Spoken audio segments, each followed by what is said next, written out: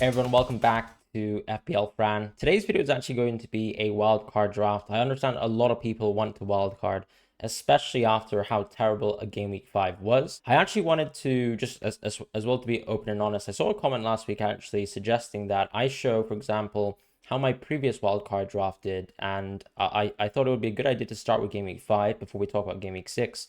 So actually just quickly showing the previous game week's wildcard draft that I suggested on YouTube last week, it would have actually gotten 57 points, still with actually a Sun captaincy. So arguably, if you, let's say, change your captaincy around towards Haaland, you probably would have got an additional 4 points and enjoyed a massive 61-point haul. So very good start, of course, for people who followed that similar structure. And well done, of course, to people who did follow that draft. If they were actually looking on a wild card last week, that would have scored a lot more points than I did last week, which was just 44. So I got a red arrow this week. I'm still not looking to wild card, if I'm being entirely honest.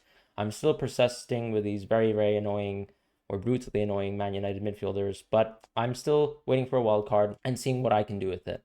For now, though, in terms of Game Week 6, what are we going to wild card into? What I actually like in terms of the wild card is actually going with a defense that is sort of based around a bench for Game Week 7.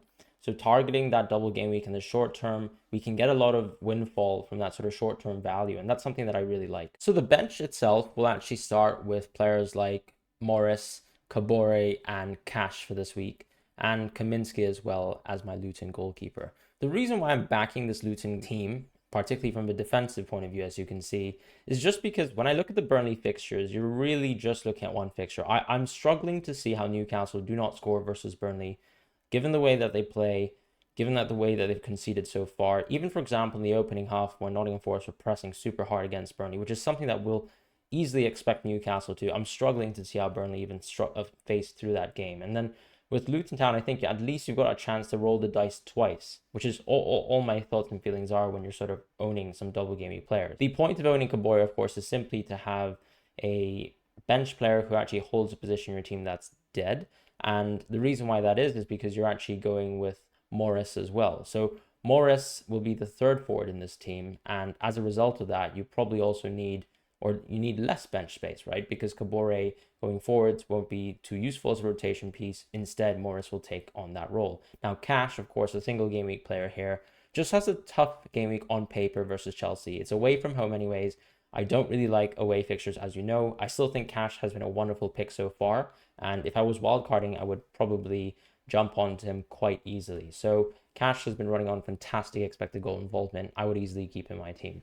Now, going to the starting line for this week, I would actually keep Estupiñán in my team. So the reason why that is probably for two parts. I think a lot of us actually own Estupiñán still. So you actually have some transfer value kept over him. If you don't have that, then it's maybe a different situation. On top of that, I would own Botman, and on top of that, I'd own Dalot. Now, Dalot, of course, will be a very suspicious pick. A lot of people already are unhappy with, let's say, keeping Man United players on their teams. But I still have to say, when you look at, let's say, a team like Chelsea and Man United, both teams that have disappointed us so far, the reality is Chelsea's fixture run really only goes up until game week 8, whereas United's fixture run, in my opinion, goes up until game week 12. So for now, I would actually rather keep two United players. And because we have an opportunity here with the recent injuries that United have faced, Dalot is the pick that I actually like, even though he's 0.5 more than Reguilon. And the reason why that is because you're still looking at a Dalot who can actually invert on the left at times and then also play on the right-hand side. Ten Hag actually made a very interesting press conference comment, which was that he said Amrabat could actually play as a fullback. And I looked back into the history of Amrabat and actually noted, as was actually suggested to me, that he actually played within a diamond in a right back position in the past. So the fact that Dalot can actually play both flanks is very helpful here. And I think that will actually improve his minutes and therefore make him more worthwhile than Reguilon. We also don't know what will happen to Shaw. So this is why I'm actually preferring going with Dalot for the short term, hopefully capitalizing the last of what are supposedly United good fixtures. So I will be playing Dalot this week, playing Botman as well, playing Estupiñán. Estupiñán obviously has an exquisite fixture. This draft, of course, doesn't have Trippier. And the reality, of course, is because we have to make some sacrifices and we have to ignore Trippier. In my opinion, at least, if you're supposed to create, let's say, a strong draft that will be allowed to have the flexibility to move around some very, very strong midfield picks.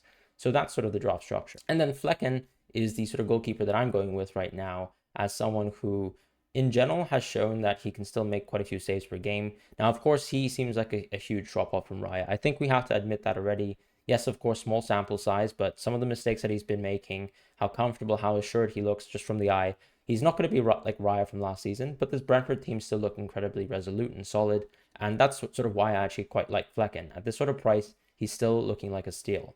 And when we look at, let's say, the midfield now, just moving on to that, I've decided obviously to incorporate Salah within the team. I think when you're looking at Game Week 6 and you're wildcarding now, even though you can argue, or at least I've argued, for example, that if you're not wildcarding, it doesn't make sense to immediately go into Salah unless you've got 2 free transfers.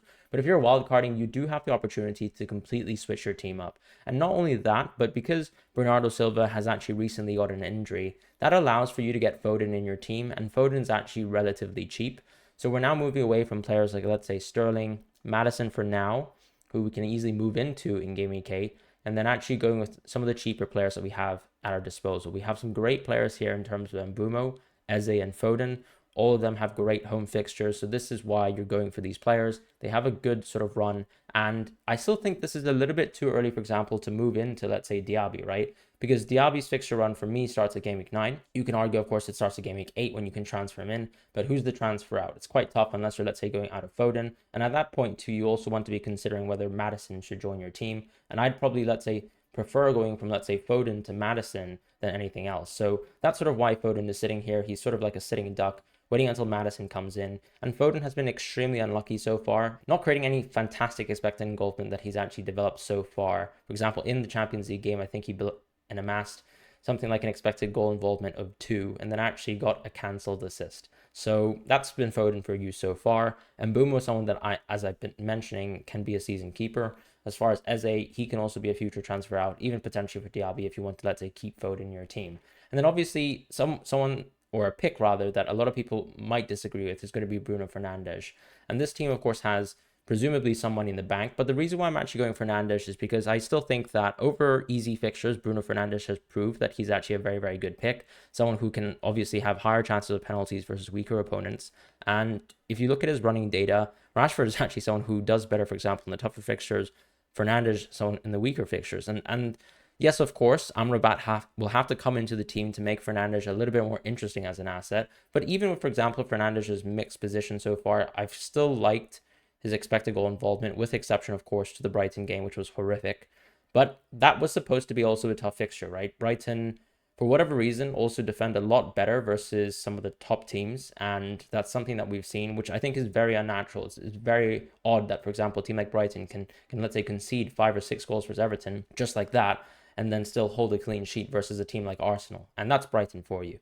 So I do like the idea of keeping Fernandes over an easy run of fixtures. And honestly, the point here when you're wildcarding, I think, is just to get the structure right. So with Salah and Haaland here, of course, as you now get to see the forwards, I would like to go with the front line of Haaland and Alvarez, and keep in mind, of course, Morris is on the bench as your third forward. The idea here, of course, is maximizing Game Week 7, as I mentioned.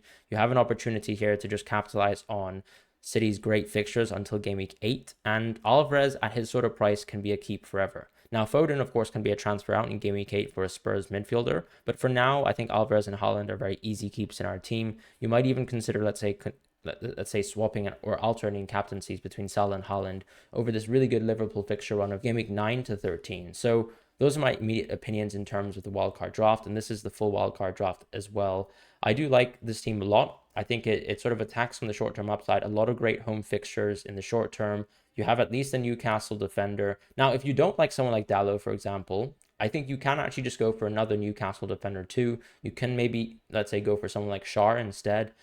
And unfortunately, Trippier just can't find his way towards the draft, because I think unless you're really prepared to, let's say, budget down the entirety of the midfield and, let's say, bin off Fernandes, which I think is not that reasonable, because you sort of need to hold that position just in case you, let's say, want to move into Son, just in case you want to move into even, let's say, Rashford or Saka later on, right? Because around Game Week 10, around that time, we probably want to actually have Saka back in our team. So this is why we sort of binned off Arsenal as well, because in the short term, I do think Arsenal have tough fixtures, right? It's only Bournemouth away.